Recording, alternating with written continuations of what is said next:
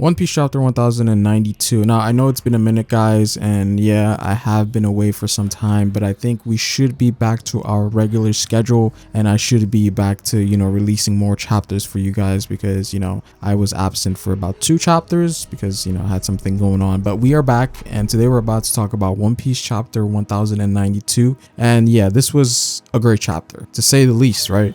And we're finally diving into some Yonko versus Admiral action, some of the things that we've always wanted into the series without other people interfering, without them being restricted. Granted, in this case, both characters are also somewhat restricted, especially more so in Kizaru because he can't destroy the lab. He has to save York, and he also has to kill Kizaru, and some of the items in the lab he doesn't want to destroy because that's the priority of the mission. But I do think that Oda is going to show us something new here with the Admirals, because for the longest we've always wanted to know how strong these characters are, and Kizaru is very, very impressive in this chapter. And I think that took a lot of people by storm, because a lot of people actually thought that this fight with Kizaru was going to be for Zoro just because of the payback, which I do think that Zoro will get involved in this fight once he deals with Rob Lucci, because he's going to need that payback for Sabaody, right? But this chapter definitely took a lot of people by storm because people were not expecting Kizaru to do this well. Granted, the battle hasn't really gone into top gear yet. Both sides haven't really tapped into the advanced haki. Kizaru's using his devil fruit, Luffy's in gear 4,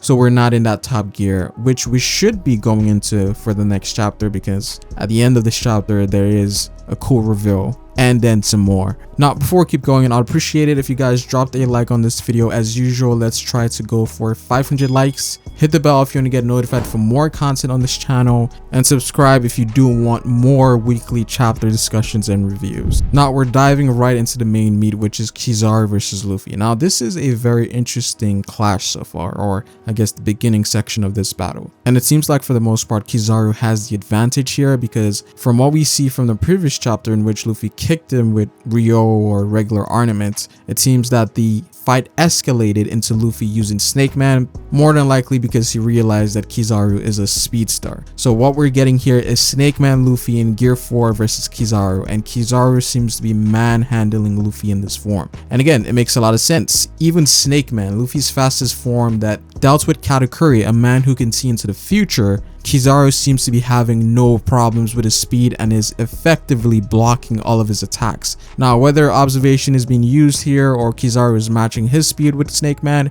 we don't know. There's no indication of that. But for the most part, anytime Luffy uses Snake Man, there's also a sense of future sight being used as well. But it might not necessarily be the case, but it is still impressive that Kizaru in base is keeping up with, Snake Man, which is a form that people were usually taking by storm because of how fast it is and how it works. Kaido was taken up by storm the first time he used it. Obviously, he adapted to it and, got the advantage there. Same for Katakuri, but Kizaru seemed to have found out the solution to this form quite quickly and is quite effective at dealing with it. And seemingly Kizaru has taken no damage so far because he still has no scratches on his body, etc. On the other side, Luffy is sort of bruised up, so we can infer that Luffy did take some hits. Again, nothing too drastic that it changes anything anyways. So we're seeing that Kizaru, the light man, is indeed way faster than Snake Man, which again makes a lot of sense. Now, we've always known that Kizaru was fast, but he's never shown us this type of fast from Kizaru before, because at some point Luffy loses track of Kizaru and Snake Man, and Kizaru goes so far away that Luffy questions the distance, and we see Kizaru charging an attack far away from the island and charges a light kick, which hits Luffy, and Luffy couldn't block it, so he gets sent flying into the light barrier dome, which again hurts Luffy again. And again,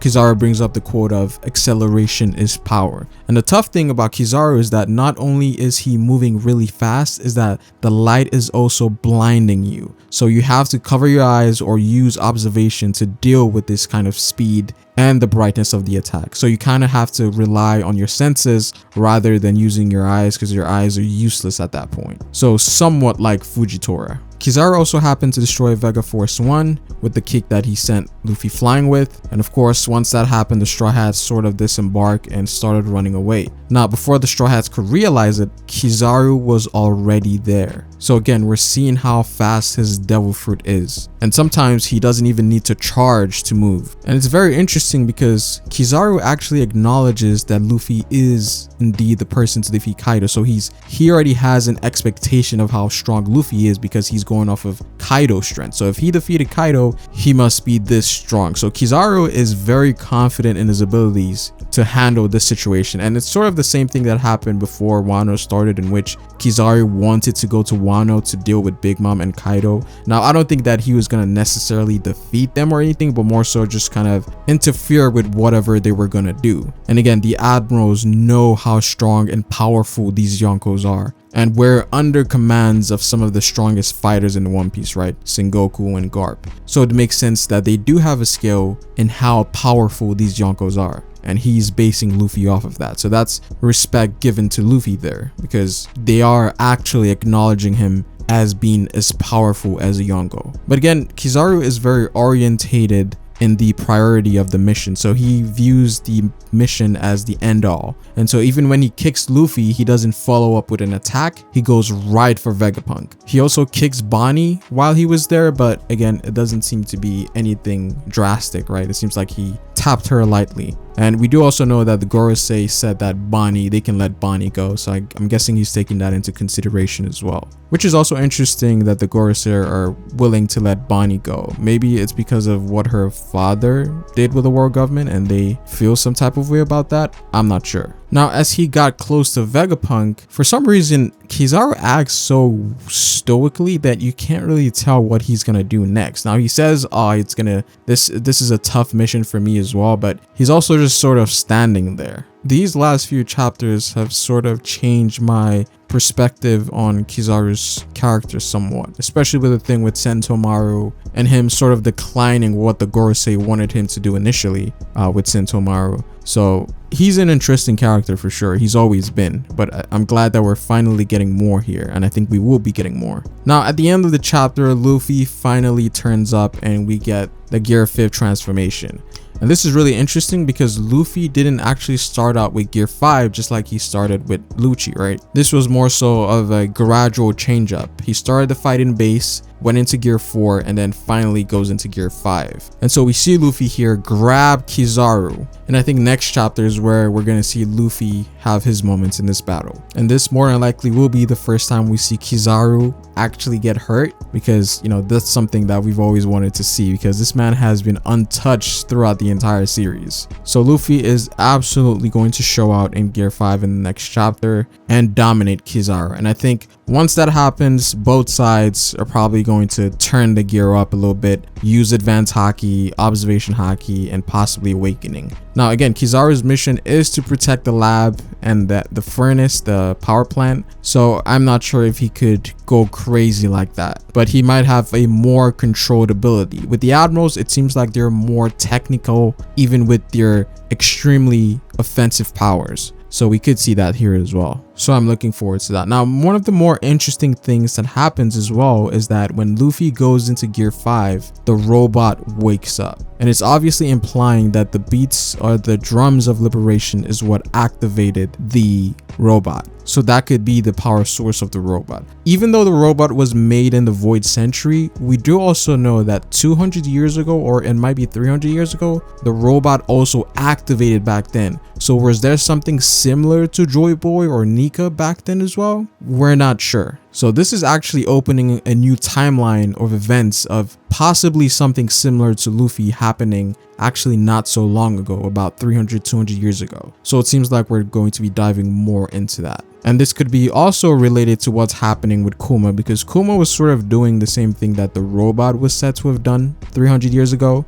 And he was climbing Marijua, but we didn't know where he was going or what he was trying to do. Now, he does get confronted by Akainu here, and Akainu sort of deals with him by taking not necessarily half his face off, but doing considerable damage to his face, and then also taking his leg. Once again, showing how deadly Akainu's powers are, even in base form. The fact that he's taking off limbs and causing this much damage really shows that Oda was not joking about his AP being the best in the series. But even Akainu questions questions what exactly Kuma is doing because he had no will and he had lost his mind. So Kuma teleports. Now we don't necessarily know where he's going, but it's looking like he might be heading to Egghead, and it could be in correlation to that robot turning on as well, right? Because there are some correlations between those two things, and sooner or later we should be getting a flashback of Kuma and getting more of his motives and why he actually did what he did, right? And it's a big possibility that he might actually